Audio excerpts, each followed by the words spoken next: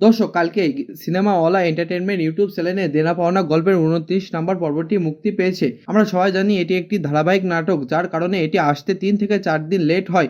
কিন্তু কালকে হঠাৎ করে তারা ৩০ নম্বর পর্বটি রিলিজ করেছে। আপনারা অনেকেই জানেন না, বা আপনারা অনেকেই জানেন, আবার এখনো অনেকেই আছে যারা জানেই না যে ৩০ বা ২৯ নম্বর পর্ব রিলিজ হয়েছে। তারা অবশ্যই সিনেমা এন্টারটেইনমেন্ট ইউটিউব চ্যানেলে গিয়ে পরবর্তী এপিসোডটি দেখে আসবেন। দর্শক, আসলে এখানে কি হয়েছে, রমজান মাস চলার কারণে শুটিং করার পর্যাপ্ত সময় বের করতে পারছে না, যার কারণে তারা পরপর ২টি এপিসোড রিলিজ করেছে।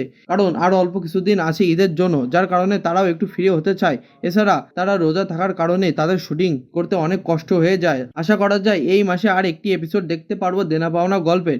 রমজান মাস শেষে আমরা আবারও ঠিক মতো ইউটিউব চ্যানেলে তাদের ধারাবাহিক নাটক পরপর রিলিজ হতে দেখবো। তো দর্শক, আজকের ভিডিওটি এই পর্যন্তই। ভিডিওটি ভালো লাগলে ভিডিওটিকে একটি লাইক এবং চ্যানেলটিকে সাবস্ক্রাইব করে আমাদের সাথে থাকবেন, যাতে পরবর্তী এমন ভিডিও সবার আগে আপনি দেখতে পান।